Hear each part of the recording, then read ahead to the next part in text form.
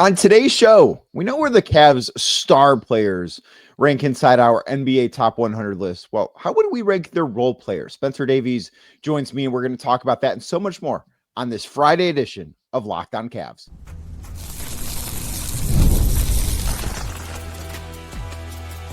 You are Locked On Cavs, your daily Cleveland Cavaliers podcast. Part of the Locked On Podcast Network, your team every day. Everybody, my name is Danny Cunningham, and you might know me from my time covering the Cleveland Cavaliers, places like my Substack, The Inside Shot, Cleveland Magazine, 92.3 The Fan, and a couple of other stops along the way. And you might know Spencer Davies as well from a lot of stops throughout his career covering the Cleveland Cavaliers. Maybe he has an announcement in the time to come, so you're going to want to make sure you're following him everywhere on social media so you don't miss out on that latest news. But thank you for making Locked On Cavs your first listen today and every day. You can find the show anywhere you get your podcasts, Apple, Spotify, or anywhere else. Make sure to drop us a 5-star rating. Leave us a nice review. And of course, be a friend. Tell a friend about Locked On Cavs. Make sure you're subscribed. Make sure a friend is subscribed as well. And if you're watching the show on YouTube as we get started here, do us a favor. Hit the thumbs up button for us. Click subscribe. Hit that notification bell so you don't miss the latest Locked On Cavs content. A proud part of the Locked On Podcast Network, your team every day. In today's episode, brought to you by Monarch Money. Take control of your finances with Monarch Money. Use code LOCKEDONNBA at monarchmoney.com for 50% off your first year. Again, that is code LOCKEDONNBA at monarchmoney.com for half off your first year. Spencer, I don't know if you saw it or if you didn't see it, but earlier this week, Locked On came out with our top 100 players in the NBA. We all voted on it. There were some things I agreed with, some things I disagreed with, but the Cavs had 5 players ranked. They had Donovan Mitchell, as you might imagine, come in at number 9. They had Evan Mobley, who was ranked number 16. Darius Garland was ranked number 27.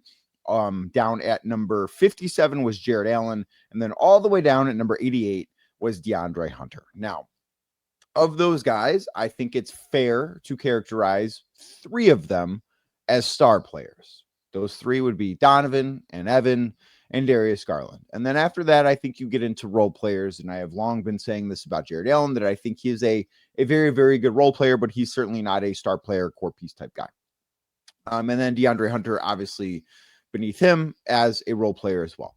So what we're going to do today is we're going to kind of talk through who are the most important role players that the Cavs have, because we know Donovan and Darius and Evan are vital to any success that they might have. But the role players, I think, is a different conversation. I think it's a very interesting one. So I will let you lead off with whatever role player you want to bring up first as one of the ones that is the most important to the Cavs this year.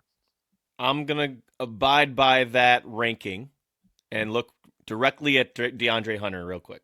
It's just, for him, I think that he can absolutely eclipse role player in a certain responsibility, in a certain set, lineup, whatever it may be. He just has so much more to offer, I think.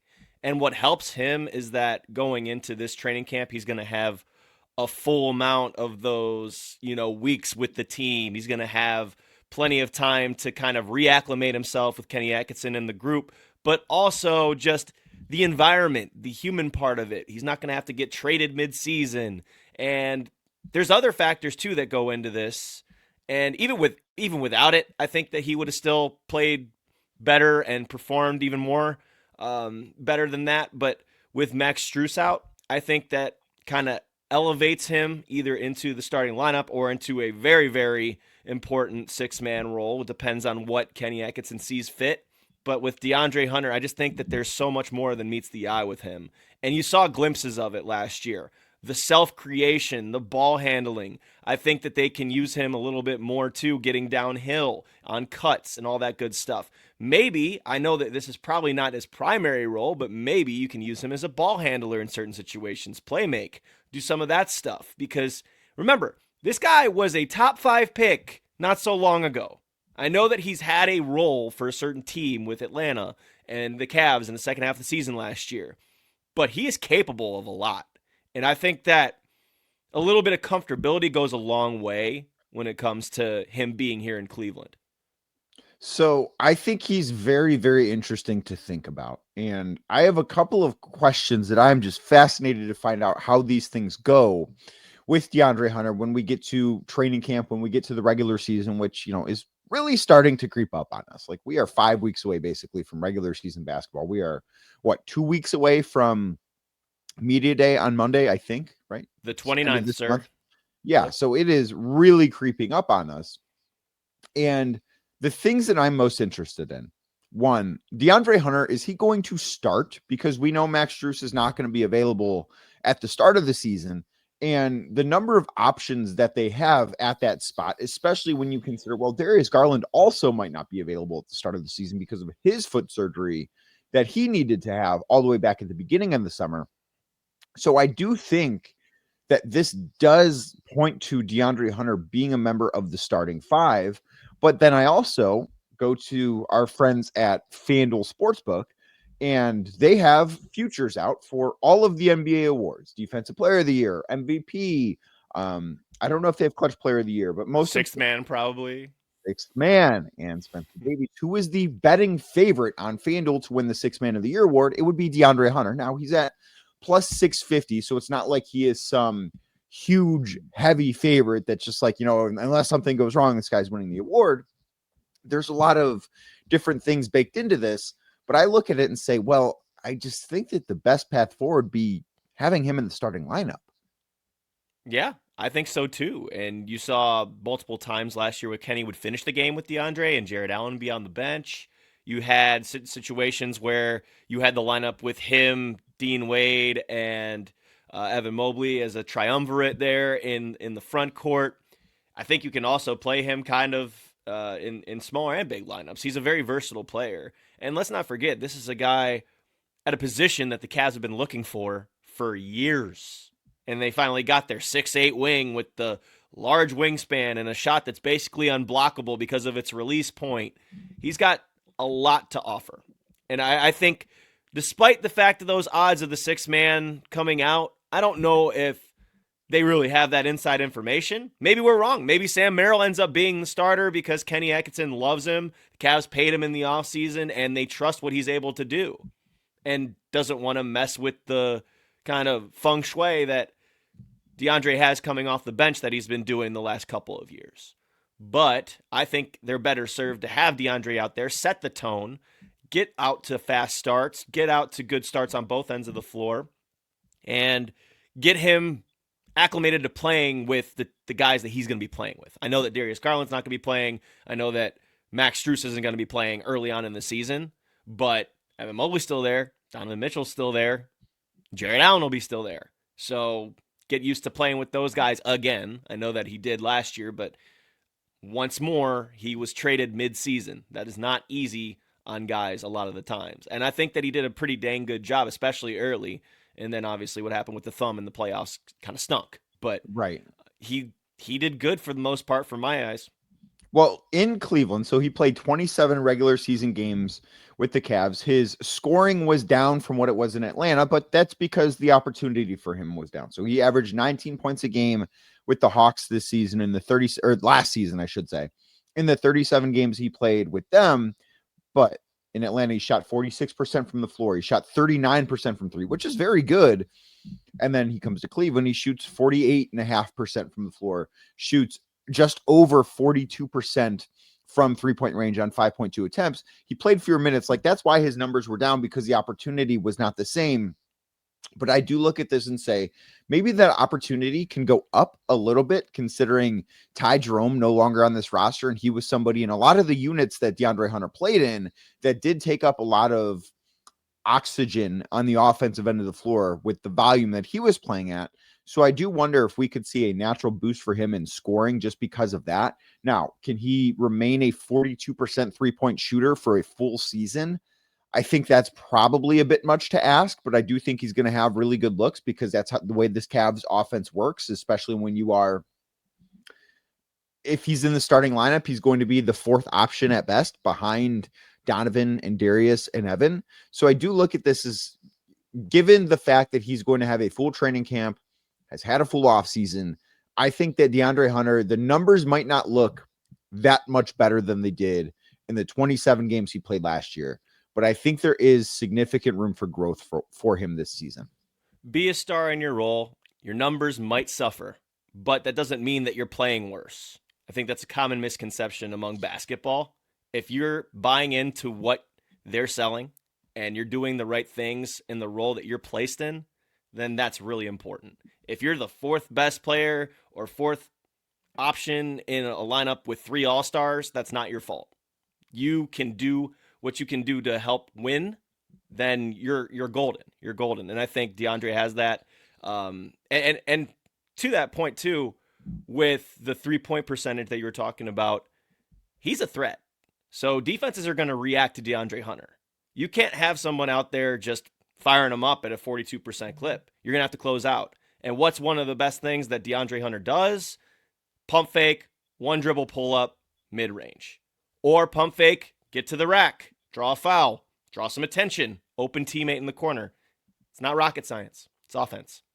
It's not rocket science. I would like to see maybe a little bit more passing from DeAndre Hunter this season. And I hope that is the one thing that for him and really for the team that could take a step or two forward given a full training camp, full off season. But there are a number of other guys that we have to dive into. So we're going to do that next right here on Locked On Cavs. Today's show brought to you by Monarch Money. Did you know that most people can't name all their financial accounts or even what they're worth, whether it's 401ks, properties, investments, something else you've got going on? You might not know. And when you don't have that full picture, you can end up leaving money on the table, which is something that absolutely nobody wants to do. That's why there's Monarch Money, because they are an all-in-one personal finance tool that brings your entire financial life together in one clean, easy-to-use interface on your laptop or on your phone. Monarch built for the people with busy lives like me. If you have put off organizing your finances, Monarch is for you. Monarch does the heavy lifting for you. You can link all your accounts and minutes, see clear data visuals, get smart categorization of your spending, and finally feel in control of your money without even touching a spreadsheet. If that sounds like something you need, and it probably does sound like something you need because a lot of us are very, very busy. And the last thing you should want is for a financial opportunity to slip through the cracks. So right now, use code LOCKEDONNBA at monarchmoney.com in your browser for half off your first year. Again, that is half off your first year, 50%. That's a lot. At monarchmoney.com. Again, use code LOCKEDONNBA, LOCKEDON NBA. Again, code LOCKEDONNBA at monarchmoney.com for half off your first year. Thank you again for making Locked On Cavs your first listen today and every day. And like I said earlier, you can find the show anywhere you get your podcasts, Apple, Spotify, or anywhere else. Make sure to give us a 5-star rating. And if you could, be a friend. Tell a friend about Locked On Cavs. Make sure you're subscribed. Make sure a friend is subscribed as well. And Spencer, the guy that you picked DeAndre Hunter over, I certainly view as Jarrett Allen there, because I look at Jarrett Allen as a role player. I think he's a high-end role player, but I think he is just that. I know that there's been the marketing campaign of the Cavs having the core 4 for the past several years, but I look at those other 3 guys as, you know, maybe Darius Garland is not a perennial all-star, but he is an all-star caliber player in a way that I just don't know that Jarrett Allen is. I think he's a high-end role player. Do you view that differently than I do? I think it's kind of in that in between role player, in between all-star caliber, because Jarrett has been there. Like, we can't forget that. We also have to take into effect what the role is for Jarrett Allen and how it's changed over the years. When he used to be the top tier pick and roll partner and was necessarily scoring and getting those double doubles at higher rates, more like the 20 and 10s instead of the 10 and 10s, you know, like that's when the role was different early on after the trade, when he was really the center of their future. Now that was before Evan Mobley started going on this growth path, which is why when we talked before, maybe it makes sense if it doesn't work to look at a different direction with Jarrett Allen. But for now, his role is basically set good screens, get rebounds, clean up. That's really what it is. And you on the defensive end, it's going to be the same. It's protect the rim, which he's one of the best in the game. He's one of the best of the game at that. He's one of the best of the game on the glass. But offensively, because of the growth of Evan Mobley, because of his maturation, he's not required to be in the post shooting hook shots and being used as much in the role. That is pretty much just you clean it up. You be the guy to get the offensive board. You be the guy to pass out of the short roll, make sure other people who are ahead of you on the totem pole and as far as the scoring goes, get the ball. Right. And I don't think that there's anything wrong at that. But the No. way I look at this is he is the second best center on the Cavs right now because Evan Mobley is the best power forward. He's also the best center. And that kind of matters to me when I have this conversation, because you could say, well, Darius Garland's the second best guard on the Cavs. And you would be right about that. But two guards play at a time, only one center plays at a time, because analytically, the numbers would tell you that the Cavs are better when Evan Mobley plays center and Jarrett Allen is not on the floor than when they're both on the floor, or when Jarrett Allen is on the floor without Evan Mobley. Like, that is what a lot of the advanced metrics spit out. So I look at this and say, well, he's very important to the Cavs, but I think he's a more important player in the regular season than he is in the postseason. Given his postseason track record, I think that's a fair thing to say too, because he's not exactly been the epitome of a 16-game player in his time in the postseason in Cleveland. So I do look at that and say all of that stuff matters. And that's kind of why, if I were to rank the role players, I would have DeAndre Hunter ahead of him. And I did in my top 100 voting. And Jarrett Allen, as you can see on the graphic, he was 57th. And DeAndre Hunter was 88th. I voted DeAndre Hunter ahead of Jarrett Allen by one spot, but I did. I have to agree with that. Just for where the team is at now. This might have been a different conversation 3 years ago. You know, like I think that's what this is. I think if you take Jarrett Allen and, example, you put him on Charlotte right now, that guy is a beast. He's an all-star. He's probably averaging like 20 and 13 or something like that. Sure. Right? It's all contextual. It's all contextual when it comes to these teams in the NBA. You have to have your own. It's like what we just talked about with DeAndre Hunter. It's about what your role is. And Jarrett can star in his role. He can star in his role as much as he wants to. And it's a good insurance policy too, because we're not always sure if a guy can make it through 82 games in a season, can make it in the playoffs. We saw it with Darius Garland, who was fighting through a toe injury. We saw it with DeAndre Hunter when he's got the thumb. Evan Mobley hurt with an ankle. It's valuable. It's valuable to have someone like a Jarrett Allen as an insurance policy, because he can step in and not be a role player.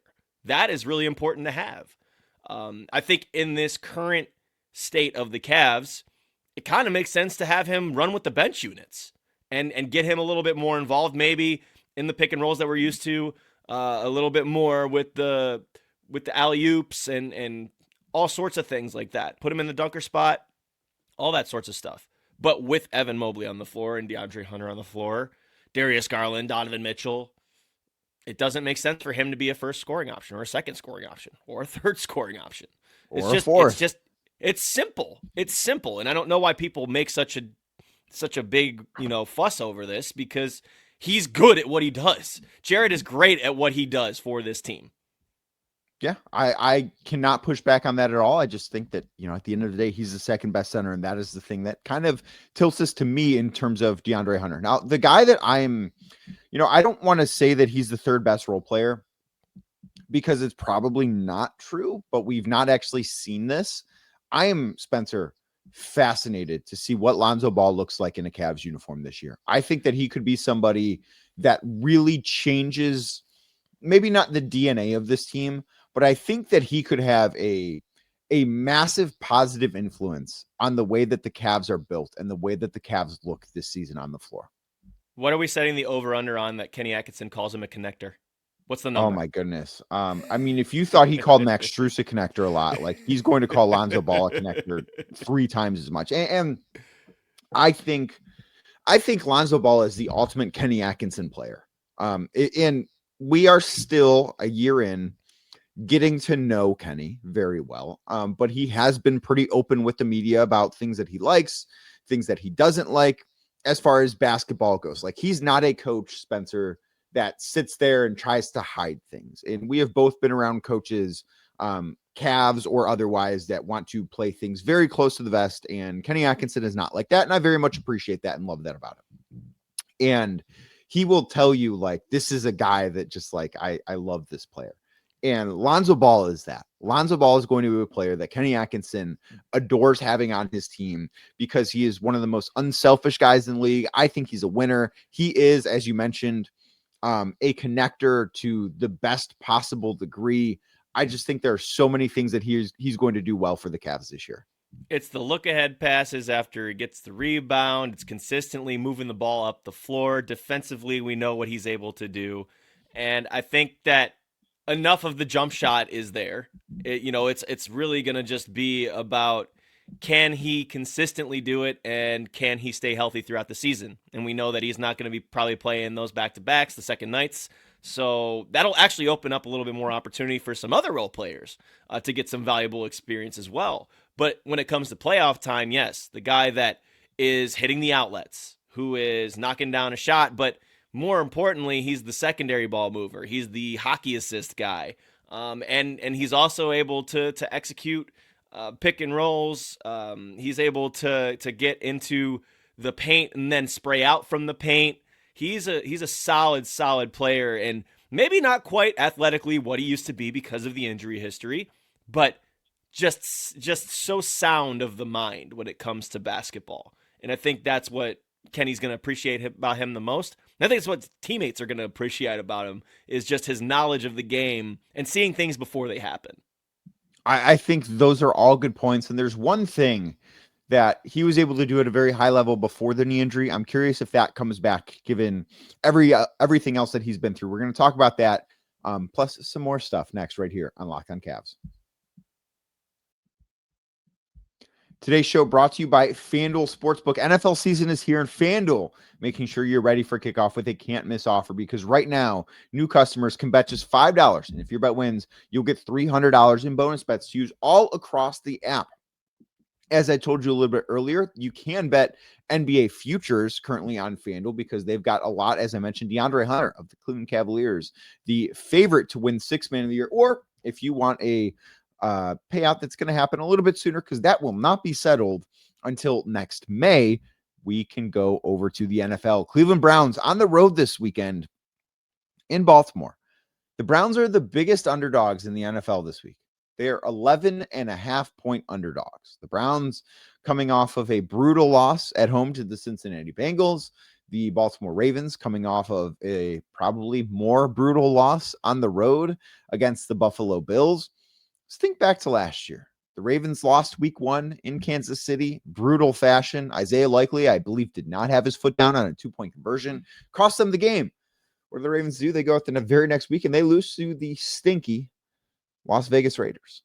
I'm not saying the Browns are going to win this week, but I think it might be just a little bit closer than you or I might have imagined. So if you're ready to play, download the FanDuel app right now by visiting FanDuel.com. That is FanDuel.com to get started. Again, FanDuel.com, or download the FanDuel Sportsbook app. Place your first $5 bet. If that first $5 bet hits, you get $300 in bonus bets to use all across FanDuel. FanDuel, America's #1 sportsbook. Thank you again for making Locked On Cavs your first listen today and every day. And if you're watching the show on YouTube, do us a favor, hit that thumbs up button for us, click subscribe, and hit that notification bell so you don't miss the latest from us. And Spencer, one of the biggest things with Lonzo Ball that I'm fascinated to see, and you mentioned it, is the three-point shot. Now, prior to the knee injury, in the 35 games that he played in 2021, 2022, before he had to have knee surgery that cost him the rest of his season and ultimately the next 2 seasons as well, Lonzo Ball was shooting 42.3% from 3, which was a career high. The season before that, New Orleans, 37.8. The season before that, so we are all the way back at 2019, 2020. This is pre-pandemic stuff with the Pelicans. 37.5. Now, in the 35 games he played with the Bulls last year, he shot 34%. I don't know what number to expect, because I look at the 34% and think, well, how much of that is getting reacclimated to the NBA? How much of that is the guy missed 2.5 years of basketball and then also dealt with a wrist injury too at the end of last season? The reason he only played 35 games last year was not because of a knee injury. It was because of a wrist injury, which I do think is very important to denote here, given his injury history. So am I foolish for thinking he's not going to shoot 42%? That's obscenely high, especially on the 7.4 game he was taking. But am I crazy for thinking he's going to be much closer to the 38% shooter than a 34% shooter from beyond the arc this year? I think 37's fair. I think 37%'s fair. I think it also depends on where your coach is putting you on the floor, the spots you're in, the situations. Is it going to be pulling up on a fast break? Is it going to be you breaking down your man one-on-one and then shooting over the top? Like, it depends on the quality of the shot, and it depends on what situation you're in on the floor. And I think catch shoots for Lonzo are probably going to be the most fruitful for those threes.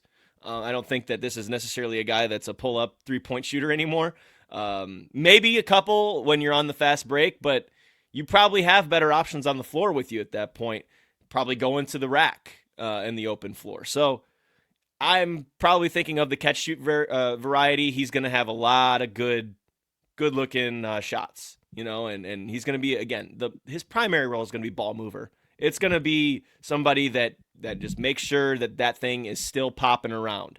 And in the half court especially, I think that's going to be important for the Cavs because they have so many different options. And if you share it equally, then everyone's going to feel involved and then everyone's going to have a good energy about him. So I think Lonzo's the perfect guy to do that.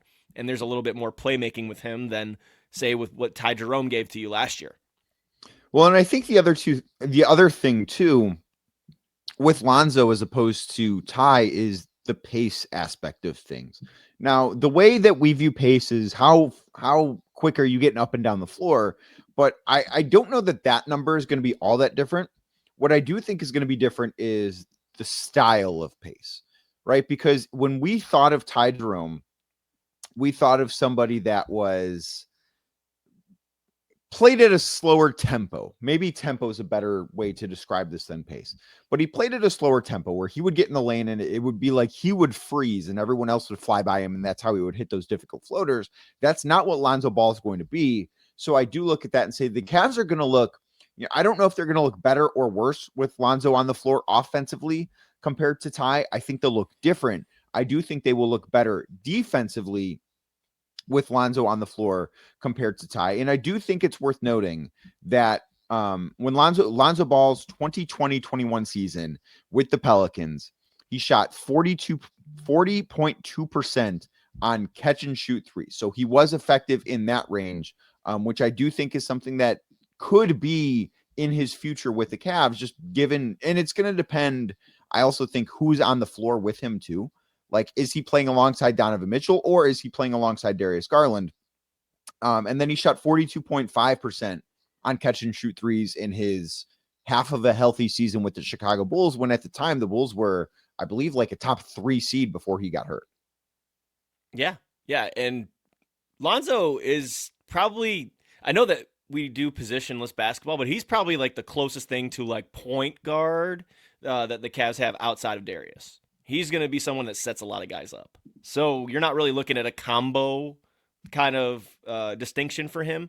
He's going to be the guy that initiates and sets guys up, which is really beneficial for both the starting lineup and the bench lineup, whatever way that Kenny Atkinson wants to deploy him. So it doesn't really matter whether he's on the floor with Darius or Donovan, I think, because both of them are going to be playing kind of more of a off ball too. Or I mean, if you get Lonzo off the ball, great. And if you do, then he'll play make off of that off ball action. But I do think that Lonzo's going to have the ball in his hands quite a bit. So, and the last thing I'll say about Lonzo Ball before we move on to somebody else, I think that he's going to change for the better the way the Cavs look defensively. I think he's going to give Kenny Atkinson a lot of flexibility with some of the lineups that he can put together, because Lonzo is you mentioned, he is a true point guard, but he's also 6'7" and a pretty good defender, and you can have him defend the best wing on a lot of different opponents. And I think that really gives some flexibility for how the Cavs can position themselves on that end of the floor. We got time for one more guy. Who do you want it to be? I was going to pick Sam Merrill. Sam Merrill, and I think you could honestly argue that he might have as an important of his role as Lonzo does. Now that Max Strus is out, Max did a lot for the Cavs. Yeah. in the half court. He was constantly on the move, Johnny on the spot when it came to like saving the ball from going out of bounds. He did a lot of the stuff that people don't see. Sam needs to do that and then some. I feel like with the contract that the Cavs just offered Sam, he's not going to just be a guy that plays hard defense and shoots the basketball. They're going to have him coming off a lot more DHOs. I think they're going to ask him to play make, maybe a little bit more in the pocket, the way that Sam did, or the way that Max did. So I feel like Sam's role is going to just kind of go further. I think they're going to open it up for him, let him make mistakes, try some things. Maybe he has the ball in his hands and he's playmaking a little bit more. Maybe he's just, given a little bit more of the keys, so to speak, to try some stuff, because you're going to need that guy. You're going to need that guy, 7th, 8th man off the bench to play significant minutes for you. And also, I think another part of this, last year probably hit him a little bit like a wall when he was asked to defend some of the better players on the other end, and that affected his jump shot on the other side. Now, the jump shot percentage he had from deep wasn't that bad, but for Sam Merrill and what we came to expect of him shooting from the outside, it was not up to par. I think he's going to be ready for that physical challenge on the other end. He's going to be better conditioned, and he'll be able to make those shots now the way that we're used to and accustomed to seeing him do. So he's going to have more of a role. He's going to just up that a little bit more. Play make off the DHO and hit Evan on in the pocket. Shoot off the move coming off one of those screens. Pass coming off of one of those screens when you're in the middle of a jump shot. Just be a little bit more creative with him. And I think that Kenny looks forward to doing that and making it a challenge. I actually don't think the defensive burden on him is going to be what it was before. I think we're going to see him have less of a defensive burden because of Lonzo Ball being on this team and because of Ty Jerome not being on this team, because so many of the lineups that Sam played in last year featured Ty Jerome. And Ty had a great offensive season for the Cavs, but Ty was very much not a good defender. He was somebody that the Cavs would have to hide defensively. And that also meant, given the fact that one of Darius or Donovan, when the Cavs were fully healthy, was on the floor most of the time. So that meant, well, Sam Merrill is going to be the guy defending a lot of threes, because you're not going to ask one of your all-star guards to do it. And you're certainly not going to ask Ty Jerome to do it too. So by default, it became Sam Merrill. And I look at this and say, okay, well, now if you sub Ty Jerome out, like one of the most common lineups that Sam played last year after the trade, the most common lineup that Sam Merrill played after the Cavs made their midseason trade for DeAndre Hunter was Donovan Mitchell, Ty Jerome, Sam Merrill, DeAndre Hunter, Evan Mobley.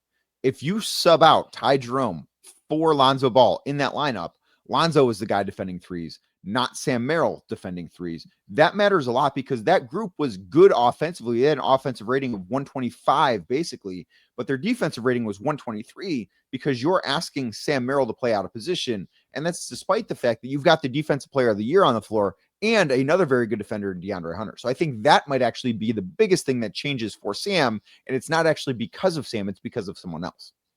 Playing with a bigger sized lineup will help. Like you said, go down a position, guard a 2 instead of a 3, guard a 3 instead of a 4. That's very helpful. And now what's good is that Sam has the experience of doing that, playing a little bit out of position, playing up a position, and doing it in the playoffs too. Let's not forget about that. Doing it in the playoffs and then getting significant run at it in the regular season. Kenny trusts the heck out of this guy, and there's a reason that they paid him. Yes, and I think it also serves as a reminder that movement shooting is a sought-after skill in the NBA. The Cavs basically have 2 guys that I think can do it at a high level. Sam is one of them. The other one is Max Strus. So I do think that he's going to have a little bit more of a burden there to try and tackle that type of thing. But Spencer, very much appreciate you coming on Locked On Cavs as always. You were at a different place now. What's going on? Yeah. Tell everybody where you are, please. So we're all over the place. It's the off season. I've become a de facto youth basketball trainer too. It's all over the place right now, man. It's all over the place. But I am enjoying that, by the way. Shout out to Run the Show. But I am at Spin Davies on X/Twitter. I'm at Spin Davies on Instagram. still at RG Media, still at Babcock Hoops, still with Run the Show, like I said. Some of my Cavs stuff, specifically the podcast I do with Spencer German at Cavs Roundtable. It's going to be at Cavs Roundtable, still called Courtside with Cavs. We put up our latest episode we recorded on Monday, so it's over on the same YouTube channel, just changed up the logo, changed up the name. Going to just be doing a post per day over at Cavs Roundtable, but also waiting on a couple of things to finalize before I make my next move, but I will be covering the Cavs this year, and that's all y'all need to know. Yes, you certainly will. And thank you to you for making Locked on Cavs your first listen today. And every day you can find the show anywhere you get your podcasts, Apple, Spotify, or anywhere else. Make sure to drop us a 5-star rating. Leave us a nice review. And of course, be a friend. Tell a friend about Locked on Cavs. And if you're watching the show on YouTube, as we get out of here, do us a favor. Hit the thumbs up button for us. Click subscribe and hit that notification bell so you don't miss the latest Locked on Cavs content. I'll be back on Monday talking more about the Cleveland Cavaliers.